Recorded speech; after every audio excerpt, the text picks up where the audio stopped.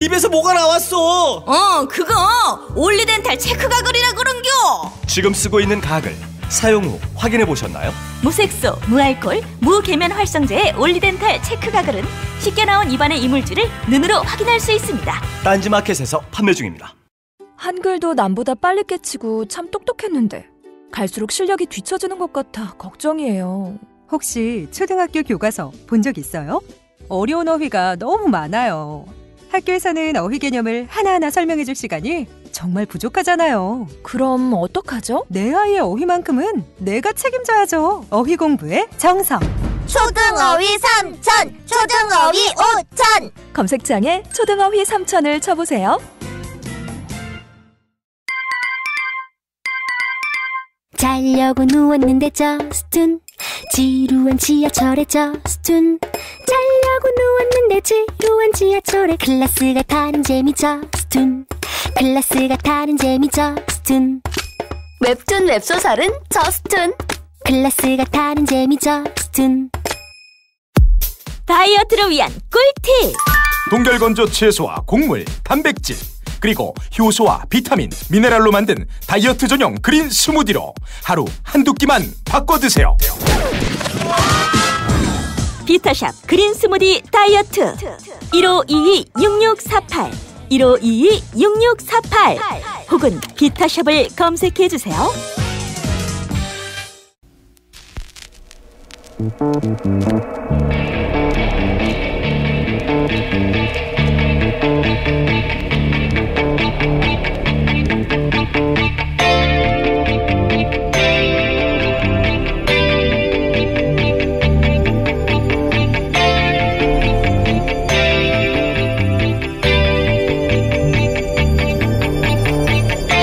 안녕하세요, 김어준입니다. 지난 9일 정부는 고가의 검사나 약 등 건강보험 비급여 항목을 전면 급여하는 건강보장성 강화 정책을 발표했습니다. 보수 진영은 일제히 비판에 나섰습니다. 되면 얼마나 좋겠냐마는 장밋빛 환상일 뿐이다. 유토피아적 정책을 국민을 대상으로 실험한다. 5년 후 건보료 폭탄으로 돌아올 것이다. 그렇습니다. 전면 급여화에 예상보다 돈이 더 들어서 목표를 임기 내에 달성하지 못할 수도 있습니다. 폭탄이란 말은 과장이지만 5년 후 건보료가 지금의 예상보다 더 오를 수도 있습니다. 돈 문제는 꼼꼼히 따져봐야죠. 그런데 새로운 국가 정책 중 실험이 아닌 게 뭐가 있습니까? 보수 정권 시절 락스 효과 들먹이면서 이렇게 해야 경기가 부양돼 결국 중소기업과 저소득층까지 혜택이 돌아간다며 대기업의 재벌에 자원을 몰아주는 건 실험 아닌가요? 그 정책은 실패하면 어디서 보상해 준다고 해서 했습니까? 그리고 이 정도가 장밋빛 환상이면 아예 무상 의료를 수십 년째 하는 유럽 국가들은 뭐가 됩니까? 보장성 70%로 가자는 게 유토피아면 이미 평균 80%가 넘는 다른 OECD 국가들은 뭔가요? 문제는 돈이 없는 게 아닙니다. 나라에 돈은 있어요. 그 정도의 돈은. 진짜 문제는 돈을 어떤 우선순위로 쓰느냐 하는 거죠.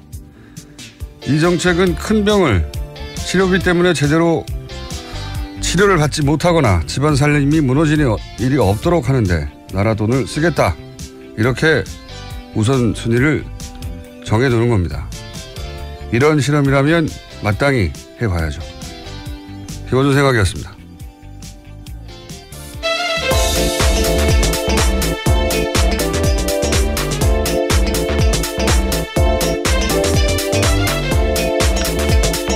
시사인의 김은지입니다.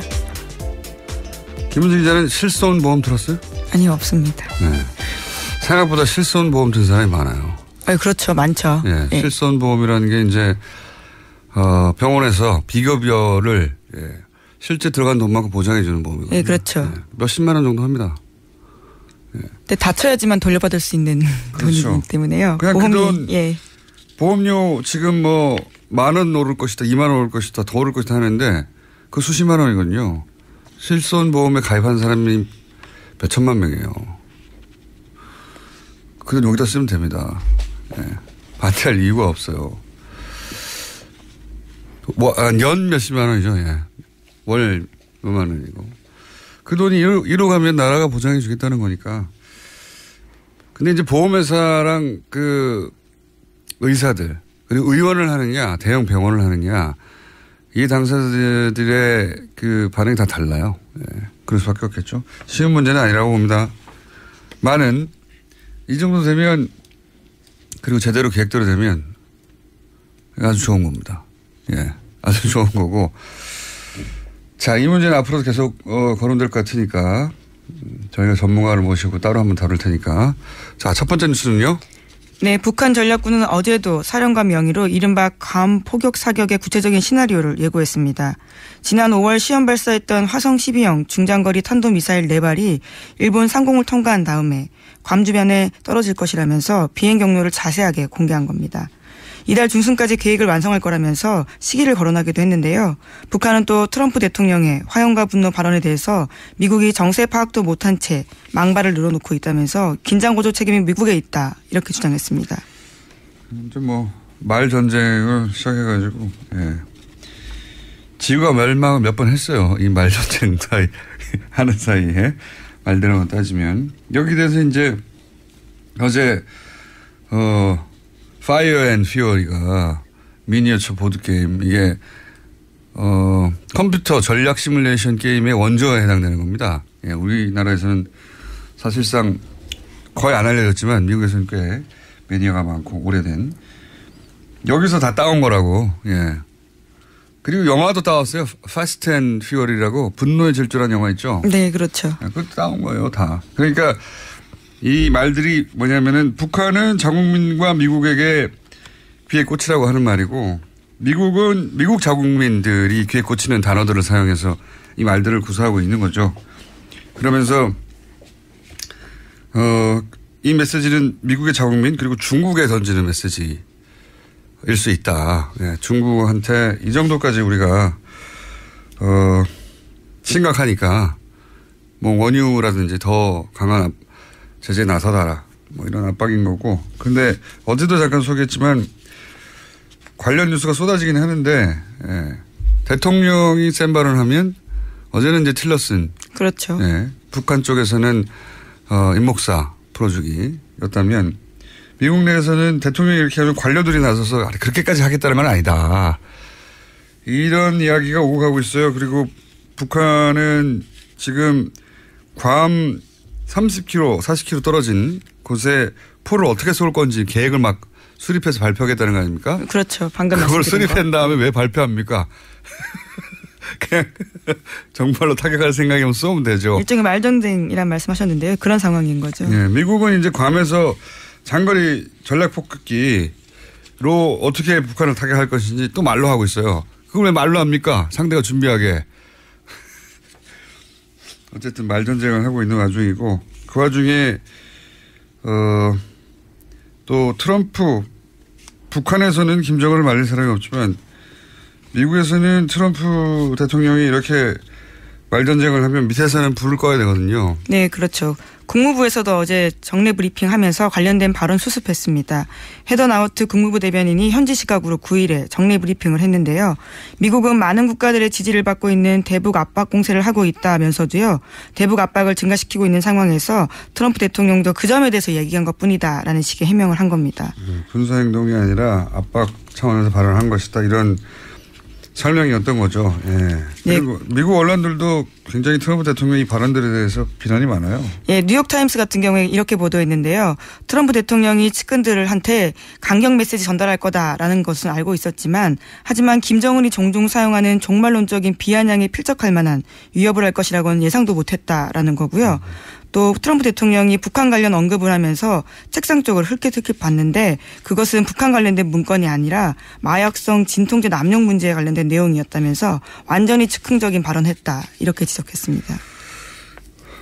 트럼프 대통령이 이 사안뿐만 아니라 모든 사안에서 항상 단독 드리블 그러니까 밑에 사람들이 이제 당황할 정도의 그 말 드리블을 많이 했죠 그동안. 근데 이제 이건 우리하고 직접 관련된 사안이라 우리가 이제 자세히 들여다보기 시작하는 것일 뿐이고 이 정도 규모의 국가를 리딩하는 대통령으로서의 언과 행자질을 사실상 자주 못 갖췄죠. 왜냐하면은 최종결정권자는 항상 뭔가 어떤 특별한 사안을 뒤집거나 새로 하거나 할 때 그 아랫사람들이 핑계를 쓰는 거거든요, 보통. 그래서 말을 안 해야지 뒤집을 수가 있잖아요. 이렇게 했다가 저렇게 했다가 그렇죠. 우리 보스가 허락을 안 한다고. 네, 뭐 일종의 애매모호한 전략적 모호성을 유지하는 방법이 있죠. 그래서 그 탈출구가 되기도 하는데 대통령 사실은 대통령 본인의 결정이었는데 반응이 안 좋으면 밑에서 다 뒤집어 쓰고 대통령이 나중에 뒤집기도 하고 그런 여지를 안 주는 거죠. 트위터를 매일 하다 보니까요. 너무 메시지가 많습니다. 진정한 포퓰리스트예요. 진정한. 예. 그 어떤 것도 생각하지 않고 본인의 인기를 중심으로 모든 사고를 해서 남이 그 공을 가져가는 게 싫은 거예요. 그래서 누구보다 먼저 대변인을 통해서 보다도 먼저 자신이 먼저 트위터를 통해서 쏘고 단독을 하는 거죠. 대변인은 모르고 있어요. 국가의 정책이 그렇게 될 것이라는 걸. 그런데 그게 워낙 즉흥적이다 보니까 그것이 정책적으로 이어지지 않아서 혼자 말하고 끝나는 경우가 너무 많았거든요. 그러면서 이런 말도 합니다. 오바마 행정부 대북 정책에 대해서는 전략적 인내라고 했었는데 네, 그렇죠. 이번에는 전략이 없는 인내일 뿐이라고. 네, 워싱턴 싱크탱크에서 나오는 말이라고 합니다. 네, 이게 이제 미 언론이 보도한 건데 네. 어차피 전쟁 못할 거 아니냐. 그걸 인내라고 표현한 건데 그런데 전략도 없다. 뭐 이런 비아냥이고 영국 가디언지에서도 영미권 언론들이 다 비난을 하고 있습니다. 예, 지난 6개월 동안 트럼프 대통령 행정부는 톤 다운 계속하면서 계속해서 6개월 동안 반복되면서 즉흥적인 이야기만 하고 있다라는 비판을 한 겁니다. 대통령이 센 말을 하고 밑에 사람들이 왜냐하면 이런 센 말을 하면 기자들이 달려간단 말이죠. 당연히. 네, 지금도 휴가지에서 기자들을 만난 겁니다. 달려가지고 이거 어떻게 생각하냐 묻는단 말이죠. 그 밑에 관료들은 그게 말이 안 된다는 걸 아니까 그렇게 하겠다는 건 아니고 이렇게 해석해 주는 거죠. 트위터 해석관들이에요. 지금. 네, 톤 다운을 다 시키고 있죠. 네, 대통령의 트위터 해석관들이 고위 관료들의 주요 역할로 어쨌든 양쪽의 말전쟁으로 지금 지구가 3번 정도 멸망한 상태입니다. 또 관련 뉴스가 있나요? 네, 이에 대해서 전임 정권의 관료들도 비판하는 목소리를 냈습니다. 버락 오바마 미국 행정부에서 국가안보보좌관을 지낸 수전 라이스 전 보좌관 이야기인데요. 북한의 임박한 공격 징후가 없는 상황에서 미국의 대북 선제 타격 결정은 미친 짓이다라고 지적한 겁니다. 트럼프 행정부에서 점점 확산되는 대북 강경론에 일침을 가한 건데요. 또 트럼프 대통령의 화염과 분노 관련된 발언에서는 라이스 전 보좌관인 일침을 놨습니다. 공허한 핵전쟁 위협이라면 미국의 신뢰와 억지력을 훼손할 수 있고 김정은의 도발 및 실제 전쟁을 의도했다면 어리석은 짓이다라는 겁니다. 뭐 하여튼 트럼프 대통령의 어떤 호전적이고 화려한 그런 발언들이 주로 보도되고 있긴 했는데 실제 워싱턴의 싱크탱크나 물론 뭐 강경파들도 분명히 있습니다. 네, 그렇죠. 예, 분명히 있으나만 그걸 못지않은 이게 말이 되는 소리냐 하는 무기의 목소리들도 있습니다. 네. 그리고 관료들이 톤다운 시키고 있는 것도 있고 물론 관료들 중에는 예방전쟁에 나서야 된다. 전쟁을 해야 한다고 하는 강경파도 물론 있습니다. 네, 맥메스터 국가안보보좌관 같은 경우에는 강경파로 분류되고 있습니다. 어디나 강경파 강원이 있죠. 네. 그런데 강경파만 있어서 곧 전쟁이 날 것처럼 보도되는 기사들이 많아서 저희가 그렇지 않은 목소리도 훨씬 보도되는 양보다 훨씬 많다 알려드리고요. 국내 보도되는 양보다. 그런데 이제 재밌는 것은 미국은 이 정도 되면 한국 국민들이 난리가 날 줄 알았나 봐요. 그래서 이제 외신을 보냈는데 너무 조용해가지고 놀랬다 이런 기사들도 있었어요. 예, 네. 국내에 대한 이야기인데요. 미국과 달리 한국은 놀랍도록 무감각하다라는 보도가 잇따랐습니다. LA타임스는 전쟁 촉발 상황에도 한국인들이 놀라울 정도로 심드렁하다라고 전했고요. 월스트리트 저널은 한국인들은 북한 리스크를 투자 기회로 보고 있다라는 식의 지적도 했습니다. TV조선이 이렇게 보도했어요. 한국은 놀랄 만큼 심드렁하다. 무감각하다는 뭐 거의 비슷한 뜻인데 경각심을 가져야 한다는 취지로 보수 종편에서는 미국도 이렇게 말하고 있지 않냐. 예. 우리는 사실 이거 수십 년째 겪는 일이라 이쪽에 지금까지 이번에 지구 멸망 3번 정도 됐고요. 지금까지 하면 한 수백 번 정도 지구 멸망이 됐을 정도인데 보수 매체에서는 이제 경각심을 더 가져야 된다는 취지로 TV조선이 이제 이 보도를 했어요. 예. 하지만 TV조선의 직원들도 이 방송을 하며 방공호에 들어가서 방송하는 게 아니거든요. 예. 예. 보수 야당에서도 지금이 뭐 이렇게 할 때냐 하는데 다들 자기 집에서 잘 자고 있거든요. 예. 자기들 벙커로 들어가고 나서 이런 얘기를 해야죠. 자기들도 알거든요. 자, 오늘은 근데 인터뷰가 저희가 연속으로 2개가 잡혀가지고 제 발음도 세고 빨리 제목 몇 개 읽고 끝내야 될 것 같습니다. 자. 예, 어제 검찰 인사가 있었습니다. 네. 특검팀 검사들이 기수를 넘어 주요 보직에 박탈됐는데요. 특검팀에 함께 파견됐던 검사들이 이번 인사에서 윤석열 지검장 밑으로 대거 집결한 모양새입니다. 아마도 이제 검찰총장 인사까지 났으니까 윤석열 지검장이 뭔가 큰 드라이브를 걸려고 하는 게 아닌가 같습니다. 자기들이 믿는 사람들을 다 데리고 온 거죠. 예. 시간이 너무 없네요. 오늘 여기까지 하고요. 예. 못다는 것은 월요일 다시 짚어보기로 하겠습니다. 자, 오늘 평소 브리핑보다 한 6, 7분 짧게 해서 아쉽죠? 네. 예, 많이 줄어들었습니다. 예. 아쉽습니다. 예. 인터뷰 이렇게 잡혀든 거 어떡해요? 자, 지금까지 어제는 제가 리얼미터 하다가 김은지 기자 나가는 거 소개를 못했어요. 예. 제가 기억하고 있다가 2번 소개하겠습니다. 아니, 한 번만 하셔도 괜찮습니다. 시사인의 김은지였습니다. 감사합니다. 네. 아무도 묻지도 따지지도 않고 가입하셨다고요? 보험은 너무 어려워요. 걱정 마십시오. 마이보험 체크가 도와드립니다. 1800-7917 마이보험 체크로 지금 전화주세요. 1800-7917 이미 가입한 보험이나 신규 보험도 가장 좋은 조건을 체크해서 찾아드립니다. 인터넷 한글 주소 마이보험.com 또는 카카오톡에서 아이디 검색 마이보험을 친구 추가하여 상담하실 수 있습니다. 모닝똥? 제겐 사치였죠. 내가 토끼인지 토끼똥이 나인지 내가 변을 본 것인지 변을 당한 것인지 나는 바나나이고 싶다. 간혹 구렁이이고도 싶다. 미궁 대장사랑! 빅똥의 추억 미궁 대장사랑이 찾아드립니다. 혈중 콜레스테롤 개선과 배변 활동에 도움을 주는 건강기능식품입니다. 검색창에 미궁 대장사랑. 미궁 장사랑 이름 바꿨어요. 프로바이오틱스 12종 추가. 미궁 대장사랑. 골반 잡자 바로 잡자 바디로직. 허리 통증 바로 잡자 바디로직. 2017년 쿨 썸머 바디로직 라이트 출시. 통기성이 좋아 땀 걱정 없이 한여름에도 쾌적하게. 입은 듯 안 입은 듯 가벼움의 신축성은 그대로.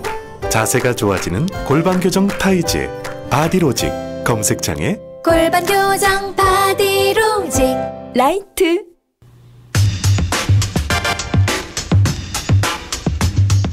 이 년 전 종교인 과세 법안이 국회를 통과했었죠. 그런데 종교인들의 반발로 시행이 3년간 유예됐었습니다. 이제 시행을 4개월 앞두고 있는데 또다시 과세를 2년 더 유예하자 하는 법안이 발의돼서 이 문제 한번 짚어보려고 합니다. 이 분야 전문가를 스튜디오에 직접 모셨습니다. 시사평론가 김용민 있습니다. 네, 안녕하십니까. 뉴스공장 차기 MC 김용민입니다. 여러분이 생각하시는 그 김용민 맞고요. 본인이 왜 이 종교인 과세 문제 네. 전문가인지 스스로 일단 먼저 얘기해 주세요. 네, 사실은 제가 이제 종교 언론 쪽에 오랫동안 몸담았었고요. 그 안에서 특히 그 보수와 진보 양쪽에서 모두 다 그 매체 경험이 있기 때문에 뭐 하여튼 그런 경험도 있었고 또 제가 낸 박사학위 논문이 한국 개신교의 정교 분리 원칙에 기초한 한국 개신교 역사. 예. 정교 분리. 예. 네. 정교 분리 문제와 관련해서는 또 제가 또 그거와 관련한 학위 논문도 냈었습니다. 부친이 목사님이시고. 그렇습니다. 예. 본인이 매주 예배를 인도하고 있습니다. 예. 네. 그리고 또 현재 목사 후보생을 하고 있습니다. 후보생. 예. 자, 그럼 이 문제를 한번 본격적으로 보겠습니다. 네. 그런 자격으로 이 문제를 이야기하러 왔는데, 우선 이 종교인 과세를 특히 개신교가. 네. 예. 왜냐하면 천주교에서는 이미 세금을 낸 지 오래됐어요. 그렇습니다. 예. 개신교가 반대하는 이유가 뭐냐? 간단하게 짚어주십시오. 예, 이 개신교 전부 반대하는 건 아니고요. 진보 개신교계 쪽에서는 납세의 의무를 왜 회피해야 하느냐? 예. 우리도 이제 납세하자. 가이사의 것은 가이사에게. 네, 그렇습니다. 이미 2000여 년 전 예. 세금을 내야 하느냐고 물었을 때 예. 예수께서 답하셨지 않습니까? 예. 가이사의 것은 가이사. 세금을 내라 이 말이죠. 예, 그렇습니다. 근데 왜 안 내냐 이거죠. 사실 겉만 보면 도저히 이해할 수가 없습니다. 국민의 의무인 납세를 안 하겠다는 게 과연 정상입니까? 국민이면 다 세금을 내야죠. 국민이 세금을 안 내면 누가 세금을 내겠습니까? 현행 법 체계를 보더라도 국가가 세금을 안 거둘 뿐이지 목사님, 스님, 신부님, 교무님 이런 분들한테 세금 내지 마십시오. 이런 내용의 법 조항이 없습니다. 그러니까 그냥 법에 근거 없이 봐주는 거잖아요. 지금. 그렇습니다. 이게 일제강점기 이후로 봐주고 있는 양상인데 박정희 대통령 시절에 한번 거두려고 했었어요. 그러다가 또 여러 가지 이유로 미뤄지다가.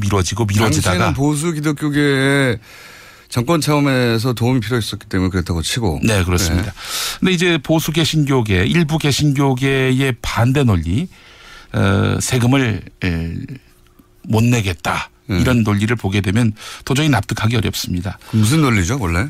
목사한테 그 근로소득세를 물다니 목사가 근로자인가? 목사가 노동자인가? 예전에 교사가 노동자인가? 이런 그 시비를 걸었던 그런 정부도 있었는데, 어떤 목사님은 더 나갑니다.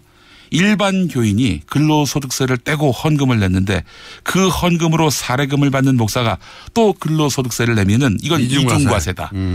이런 주장을 펴고요. 요즘엔 좀 더 진화된 논리가 나왔습니다. 뭐냐면은 좋다.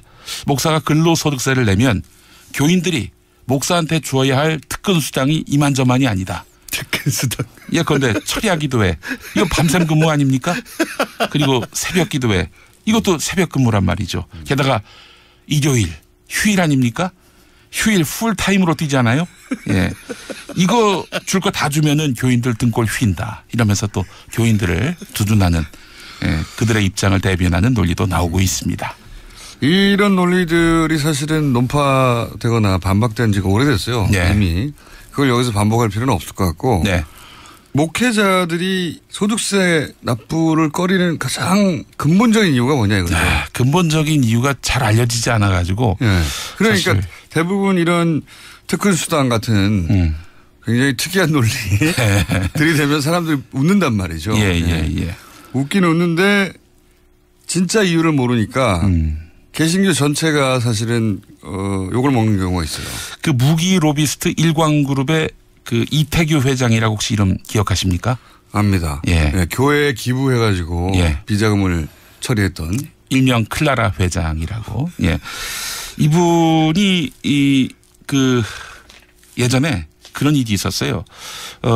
지금 기독교 대한성결교회 본교회라는 교회의 장로인데 이 교회의 회사 간부가 본교회 목사의 동생입니다. 네, 이규태 회장은 이 교회에 헌금을 내는 척하면서 비자금을 조성한 혐의가 있어요. 헌금을 내고 그 헌금부터는 헌금을 내는 순간부터는 블랙홀이에요, 블랙홀. 그죠, 추적이 안 되니까. 예. 그다음부터는 어떻게 돌려받는지 모르는 거죠. 예. 그래서 교회를 이용해서 10년 동안 100억이 넘게 돈 세탁을 했다는 그런 혐의를 받았고요. 말씀하신 대로 교회에 헌금을 내면 그 돈이 어디로 어떻게 돌아가는지 이 자금 흐름을 파악할 수가 없습니다. 또 하나 사례가 있습니다. 명성교회. 대한예수교 장로회 통합 측 교회인데 모릅니다. 아마 세계에서 가장 큰 장로교회일 겁니다. 저기 명일동 쪽에 있는데 여기 김사만 담임 목사가 1,000억대의 비자금을 조성했다. 라고 하는 이야기가 있어요? 이 주장을 제기한 언론인이 있습니다. 그리고 이 비자금을 관리하던 장로가 비관해서 스스로 목숨을 끊었다. 이런 주장입니다. 좀 무서운 스토리가 있네요. 스스로 목숨을 끊은 건 사실입니다. 네. 그래서 이 주장을 제기한 언론인을 상대로 해서 교인인데 김사만 목사 쪽에서 고소를 했습니다. 그래서 소송까지 갔는데 결과는 이 교인이 처벌을 받게 됐지만 법원이요 판결문에다가 1,000억보다는 적은 800억대의 비자금의 존재를 인정했습니다. 오. 예. 비자금 인정되긴 됐네요. 그렇죠. 목사의 비자금은 대금 800억밖에 안 되는데 왜 1,000억이라고 했냐. 이걸로 처벌을 받았어요? 그럼? 세부적인 내용은 이야기하면 굉장히 긴데 요컨대 목사의 비자금은 대부분 교회로부터 나왔을 것이고 교회 수입은 곧 헌금 수입 아니겠습니까? 그렇죠. 이렇게 목사님이 또 딴 주머니 차시는 그런 일도 발생한단 말이죠.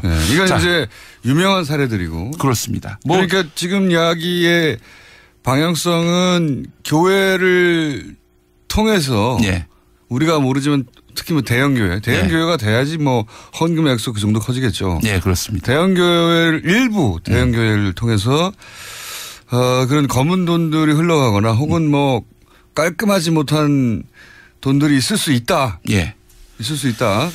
그 헌금이 불투명한 자금 흐름 또 심지어 범죄에까지 오용되는 현실이 만연해 있음을 알 수 있는 거 아니겠습니까? 목사님도 모를 수도 있어요. 뭘 모르냐면 헌금은 헌금이지 거기에 꼬리표가 붙어 있지 않잖아요. 예, 그렇죠. 그러니까 그 돈이 애초에 어떻게 형성됐는지 모를 수 있고 다만 목사님이 모를 수 없는 부분이 뭐냐면 그거를 헌금하고 끝나버리면 그 현금이죠. 근데 이게 돌아갔다는 얘기잖아요.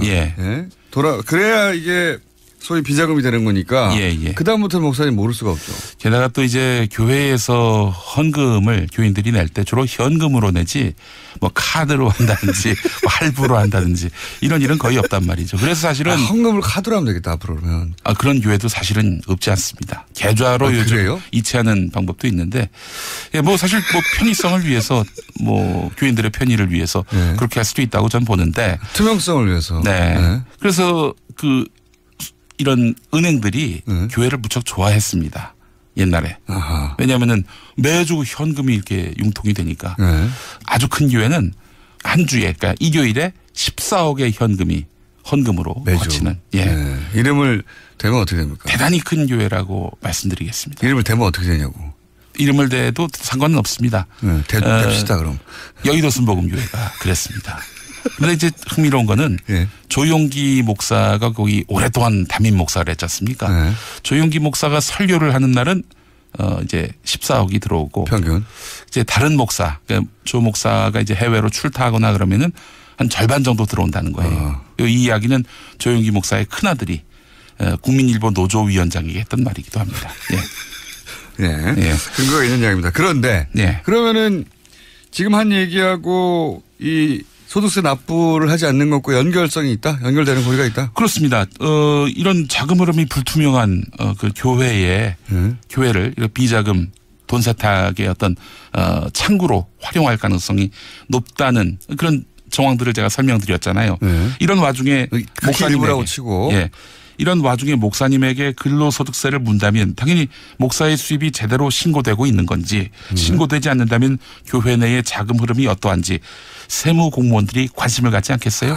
그러니까 교회를 대상으로 한 꼭 비자금이 있어서가 아니라 제대로 소득세를 내고 있는지에 대해서 교회 회계를 들여다볼 수가 있고 그렇습니다. 그러면 말하자면 세무조사를 할 수도 있고 조세 포탈이 짐작된다면 아무래도 그러니까 그래서 이 세무조사까지 가게 된다면은 이거는 교회로서는 아주 최악의 상황이라고 판단하고 있는 거예요. 그래서 그러니까 이제 국가가 세무조사 권한을 근본적으로 가지는 걸 싫어한다. 대형 교회들은 꼭 거기에 비리가 있어서라기보다는 그 비리의 사례도 있지만 근본적으로 교회 회계 장부를 들춰보는 걸 싫어한다. 네, 그렇습니다. 이때까지 마음대로 했었는데. 그래서 사실은 이제 이 보수적 기반의 교회 연합단체장들이 하는 얘기가 목회자 과세는 교회를 파괴하려는 음모가 있다. 이렇게 주장하고 있는 겁니다. 아니 세금 내면 되죠. 사실 여의도 순복음교회 조용기 목사 같은 분은요. 이미 1973년 여의도 순복음교회가 여의도로 왔을 때 그전에 서대문에 있었는데요. 73년 올 때부터 본인을 포함해서 소속 부목사들 전원이 다 근로소득세를 내고 있습니다. 자, 여기서 이제 오해 소지가 있으니까 모든 교회가 무슨 기부 헌금을 통해서 비자금을 조성했다는 게 아니라 대형 교회에 그런 사례가 있었고 그리고 목사님들이 근본적으로 대형교회 경우에 싫어하는 것은 교회 살림을 남들이 들여다보고 그리고 자신의 어떤 돈 씀씀이 이게 올바로 쓰였는지 아닌지를 국가가 들여다볼 수 있는 권한을 가지는 게 싫다. 세금 일부 내는 게 싫은 게 아니라 그렇습니다. 그게 더 근본적이다. 큰 교회일수록 큰 교회일수록 돈 씀씀이가 복잡할 수 있죠. 설명하기도 싫은 거고 그게. 그래서 뭐 여러분들 뭐 이런저런 그 교회의 추문들 나오는 거 보면 되게 돈 얘기 아닙니까? 자금 흐름이 투명했다면 이런 일들이 거의 없었겠죠.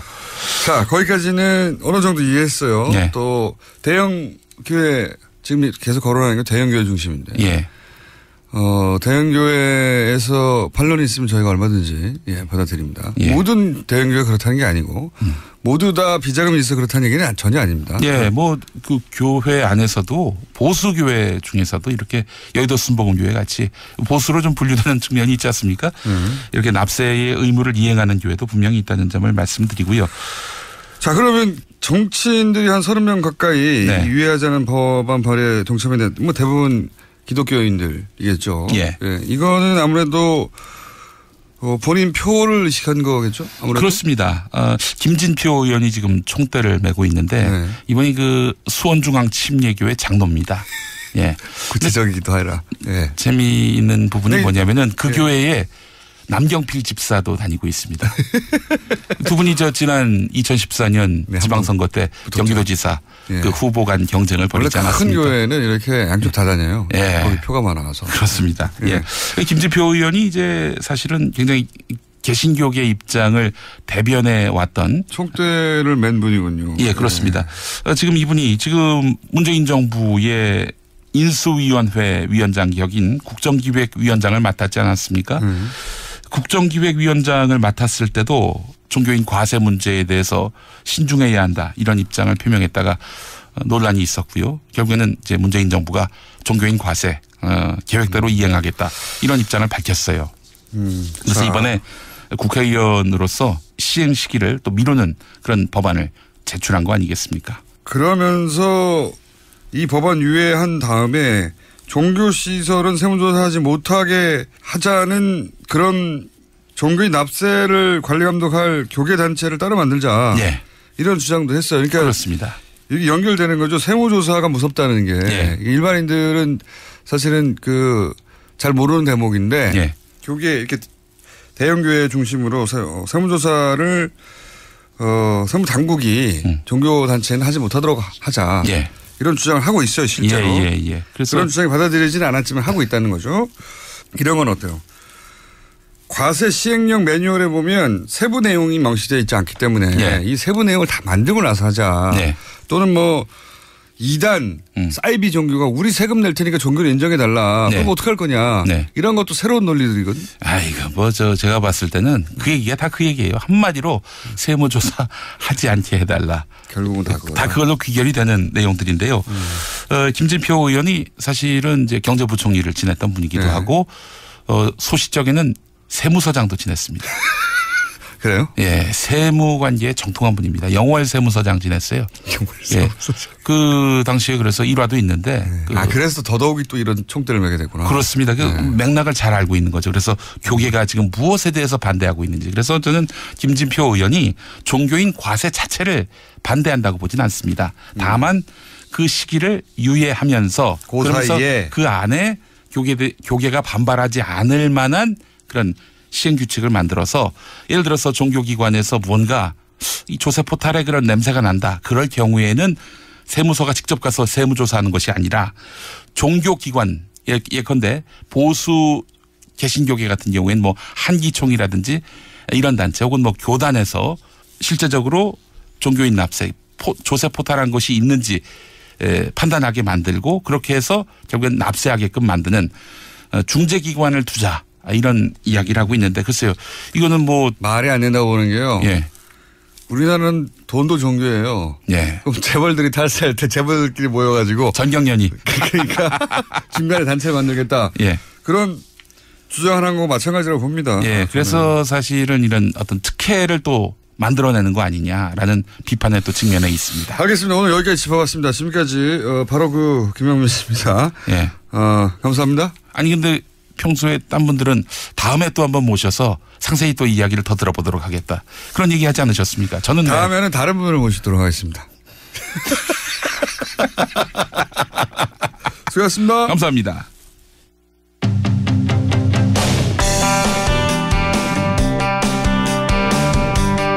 적폐 청산의 길목마다 나오는 이름이 있다. 이런 말들이 요즘 있습니다. 바로 이명박 전 대통령인데요.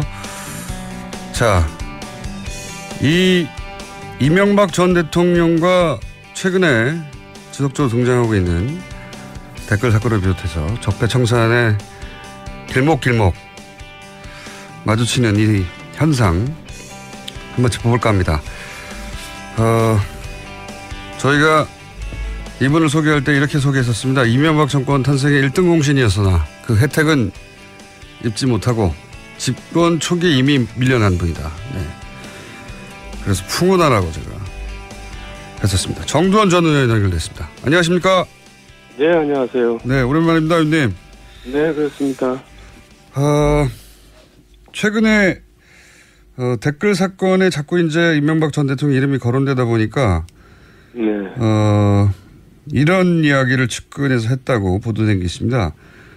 선을 지켜라. 정권이 100년 가는 줄 아느냐. 네. 이런 말을 했다고 하는데 이 일부 측근의 의원님은 들어가지 않으시죠? 글쎄 측근이 누군지는 모르겠는데 뭐 그런 말 할 수도 있겠죠. 네. 뭐 측근으로서는 할 수 있는 말이죠. 예. 예, 왜냐면 아무래도 칼끝이 MB를 향하고 있는 것 같으니까 저도 그런 생각이 드는데요. 이번 사건에 대해서는. 칼끝이 그쪽을 향하는 것 같다. 뭐 많은 사람들이 그런 생각을 하긴 하는 것 같습니다. 근데 제가 이제 질문을 드린 이유는 정권 탄생의 1등 공신이라고 표현되고 그게 사실이긴 하지만 최근에 이명박 대통령과 가깝게 지내시거나 그러지는 않으시는 거죠?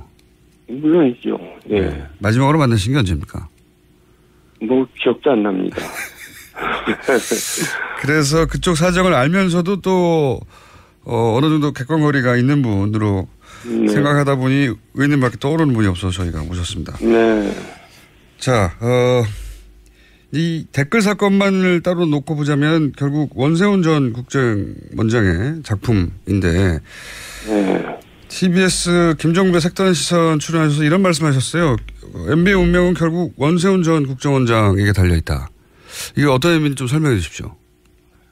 그러니까 이제 그 선에서 끝났는지 아니면 진짜 정권 차원에서 한 건지 이제 수사를 하지 않겠어요? 예.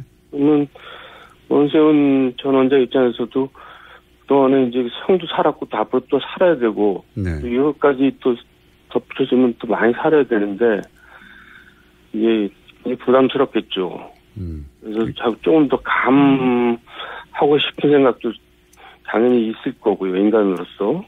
그러다 보면은 어떤 태도를 취할지 저도 참 귀추가 주목되는데요. 그러니까 이걸 보고 했느냐, 지시를 받았느냐라는 질문에 아니다, 내가 다 했다. 라고 하느냐, 아니면은 뭐 일부 보고한 것도 있다. 에 따라서 만약에 이제 일부 보고했거나 알고 있었다 이렇게 얘기가 되면 결국은 이명박 전 대통령까지 갈 수밖에 없을 것이다. 그래서 운명이 거기 달렸다. 이렇게 말씀하신 거죠? 그렇죠. 그러니까 상식적으로 생각하면 이제 보고를 했다고 볼 수밖에 없거든요. 상식적으로. 그런 내용을 보고를 안 했겠어요. 근데 이제 어떤 자세를 가지고 있을지 저도 잘 모르겠어요.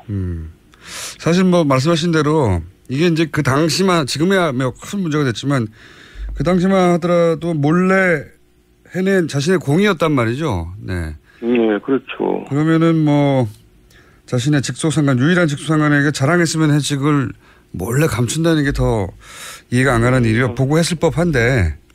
그러니까요. 근데 그렇게 밝힐지 안 밝힐지. 이 많은 사람들이 궁금해하는데 원세훈 전 국정원장은 어떻게 발탁이 된 겁니까 당시에? 그러니까 저하고 이제 제가 서울시 부시장 할 때 그 상수도 사업소장도 하고 경영관리실장도 하고 이제 서울시에 쭉 있던 분이에요. 그런데 뭐라 그럴까, 뭐 국정원장 그때 행자부 장관 발탁할 때는 뭐 그럴 수 있다고 생각했는데 국정원장으로 발탁할 때는 저희들도 너무나 깜짝 놀랐어요. 왜 놀라셨습니까? 왜냐하면 전혀 어울리지 않는 사람이거든요. 그러니까 이제 그런 정무적인 감각이나 이런 거는 전혀 없는 사람이고 별명이 뭐 잘 알려져 있지만 원따로거든요. 그러니까 그냥 뭐 굉장히 혼자서 이렇게 뭐 활동하고 혼자서 판단하고 좀 독단적이고 위에서 시키는 대로 하고 그런 사람입니다. 그러니까 국정원장 정도면 굉장히 많은 생각을 해야 되고 많은 경험을 가지고 이제 정치적인 입장에서도 굉장히 좀 뭐랄까 노예해야 되거든요. 근데 전혀 그런 사람이 아니거든요. 근데 어떻게 발탁이 됐죠? 그러니까 이제 MB 인사의 특징은 뭐냐면 적재적소는 전혀 아니고 전문성이나 이런 건 고려하지 않고 모든 건 다 내가 알아서 하고 내가 시키는 대로 그냥 잘하는 사람이 이제 최고라고 생각하는 인사죠. 보통 인사가. 그러니까 시키는 대로 잘하거든요. 그러니까 발탁을 한 것 같아요. 그러면은 이거는 물론 의원님 의견으로 된다는 보장은 없지만 당연히 네. 밝힐까요? 이 분의 성향상? 글쎄요. 근데 어쨌든 그런 걸 떠나서요. 네. 국정원장이 이제 좀 전에 얘기했지만 뭐 정치 공작을 하려면 수준이 있는 공작을 해야지. 키끝에 사람들 모아놓고 댓글이나 달고 앉았고 이게 진짜 남의 나라 국정원 그런 기관에서 보면 얼마나 웃기겠어요. 저것들은 진짜 되게 한심한 나라다, 뭐 한심한 기관이다 그렇게 생각할 거 아니에요. 저는 그런 점에서 정말 창피하다고 생각해요. 정치 뭐 국내 정치에 개입하는 것도 뭐 잘못된 거지만은 그 수준이 웃긴다 이거죠. 맞습니다. 네, 그렇게 생각하시는 분들 많았고, 근데 이제 일부 측근이 그 100년 가는 줄 아느냐. 라고 말한 대목은 아마도 이것을 정치 보복이라고 봐서 이런 반응을 한 것 같습니다. 그러면서 이제 가만히 있지 않을 수도 있다. 이런 말도 했거든요. 가만히 안 있으면 뭘 어떡하겠어요. 힘도 하나도 없는 사람들이. 그러니까 그런 이제 얘기는 뭔가 겁에 질려서 하는 얘기인 것 같고. 예. 그리고 저는 정치 보복이라는 측면도 분명히 있다고 생각합니다. 그러니까 지금 여권이나 친노 이제 이런 입장에서는 얼마나 한이 맺혀 있어요. 그 당시 MB 정부 시절에 이제 노무현 대통령이 추사 갔다가 돌아가셨잖아요. 그러니까 한이 있죠. 저는 정치 보복이라는 면도 당연히 있다고 생각합니다. 뭐 단어 선택의 문제인데 물론 그런 감정 가진 분들이 분명히 있을 수 있죠. 예. 예. 근데 이제 보복이라고 하면은 이제 법적인 문제가 없는데 만들어서 뒤집어 씌우는 거 아니냐 이런 뉘앙스가 깔려 있다면 어쨌든 법적인 문제, 불법이 있었으면 그런 감정이 있다고 그냥 봐줄 수는 없는 거 아니겠습니까? 물론이죠. 그러니까 이제 그런 게 깔려 있다는 뜻에서 한 얘기고요. 근데 또 MB가 굉장히 신중하고 치밀하고 굉장히 뭐랄까 의심도 많은 사람이라서 그렇게 쉽게 또 이렇게 걸려들지는 않을 거예요. 제가 볼 때는. 쉽지 않을 것이다. 네, 그 양반이 그냥 자국을 남기고 그러는 사람이 아니거든요. 자국을. 의원님이 당하실 때도 그랬나요? 자국 없이. 아니 평소에 이제 무슨 그런 뭔가 좀 부담스러운 일이 있을 때는 본인이 책임을 안 지려고 이제 굉장히 밑에다 책임을 전가시키려고 뭐 이렇게 많이 해요. 평소에도. 예, 그러니까 이제 뭐 그런 입장 곤란한 일 같은 게 벌어질 때는 뭐 이렇게 보고를 할 때 아무 얘기를 안 하고 뭐 알아서 하든지 말든지 뭐 이런 식으로 항상 이제 내가 언제 하라 그랬어? 이제 뭐 이런 거죠. 문제가 되고 나면 항상 그렇게. 그러니까 저도 그런 거 많이 겪어봤기 때문에 이렇게 쉽게 이렇게 걸려들 것 같지는 않아요. 그렇다면 네. 뭐 아주 많은 사건들이 있습니다만 그리고 그 중에는 이명박 대통령 혹은 그 측근들은 아주 억울하다고 하는 사건도 있을 수 있는데 네. 이거는 아마 점점 진행될수록 석연치 않은 구석들이 많이 나올 것이다 이렇게 생각하시는 대목들이 있어요. 예를 들어서 뭐 롯데 혹은 뭐 자원외교 혹은 본인이 생각하시는 여기가 좀 어렵다 하는 대목이 있습니까? 사건? 그러니까 사대강, 자원외교, 방산 이쪽은 박근혜 정부 때 뒤질 만큼 뒤졌거든요. 박근혜 정부가 이명박 정부에 대해서 굉장히 뭐라 그럴까 정말 호의적이지 않고 거기도 뭐 정치보복적인 성격이 많았거든요. 수사를 하면서. 근데 이제 나오지 않았으니까 그걸 뭐 지금 와서 캔다 해서 저는 별로 나올 것 같지는 않고요. 다 턴지는 않은 것 같긴 한데 어쨌든 그렇게 생각하시고 예. 예. 다만 롯데 이제 타워 부분은 롯데 괜찮은 점이 많죠. 그때 분명히 청와대 차원에서 전방위적으로 압박을 가했거든요. 공군이나 이런 군에 대해서. 저 기무사령관, 병호식장까지 동원되면서 그냥 막 군인들을 회유 설득하고 그랬거든요. 이 사안은 의원님이 좀 자세히 아시지 않습니까? 많이 알려져 있죠. 실제로 그렇게 했으니까요. 그러니까 군이 반대하는 것을 기무사부터 여러 기관을 동원해서 군을 압박해가지고 찬성하도록 만들었다. 예. 거기까지는 어느 정도 알려져 있고 의원님도 주장하셨고 그런데 이제 그냥 롯데가 좋아서 이뻐서 그런 게 아니라 원래 이명박 대통령 스타일상 주고받는 게 있지 않았겠습니까? 그렇게까지 했다면? 아니 그러니까 그거를 이제 투자 활성화 차원에서 그걸 했다고 그러는데 투자 활성화 차원에서 하는데 이렇게 청와대가 나서서 국가안보실까지 나서서 이렇게 압박을 가고 그러냔 말이에요. 그건 좀 심한 거죠. 뭔가 무리를 한 거죠. 그렇게까지 무리를 했던 이유는 뭐라고 추정하셨습니까? 그때 당시? 그러니까 이제 거기까지만 얘기하겠습니다. 제가 내용 증거도 무슨 얘기를 하겠어요. 하여튼 그때 당시 이거 단순한 투자 활성화 때문에 이렇게까지 하는 거는 너무 이상하다 이렇게 생각하셨다는 거죠? 네, 그건 너무 이상했어요. 네. 뭐가 뒤에? 심했어요. 네. 그렇다고 뒤에 정확한 거래가 어떻게 있었다라고까지는 말할 수 없지만 여기는 이상하다. 그걸 제가 어떻게 알겠어요. 그걸 저한테 알 정도로 하겠어요. 그때는 이미 최측근이 아니셨기 때문에. 아니 최측근이라도 그런 건 모르게 하죠. 그걸 어떻게 알게 해야. 이명박 대통령 스타일이 그렇습니까? 최측근들도 다 서로 모르게 합니까? 그건 누구나 다 마찬가지죠. 무슨 만약에 거래가 있었다면 그걸 알게 하는 사람이 어디 있어요. 이명박 대통령이 예를 들어서 혼자 다 하진 않았을 거 아닙니까? 누군가 시켰을 거 아닙니까? 이런 일들 누가 했나요? 모르십니까? 짐작이 가는 사람이 있지만 그것도 제가 얘기할 수는 없죠. 짐작이 가는 사람이 있긴 있으시군요. 네. 그거는 저희 스튜디오에 나올 때 따로 한번 얘기해 주세요. 네.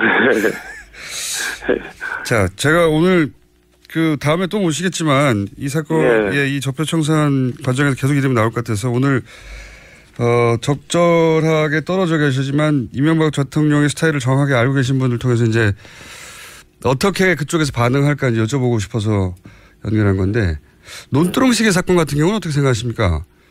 이게 국정원 작품이라고 이인규 전 중수부장이 주장하고 미국에 최근에 가버렸는데. 네. 그게 제가 사실을 모르니까 뭐라고 얘기는 할 수가 없죠. 근데 어쨌든 국정원에서 하는 일들이 그렇게 좀 이상한 일들을 많이 했어요. 당시 이명박 전 대통령이 노무현 전 대통령에 대해서 어떻게 생각을 했나요?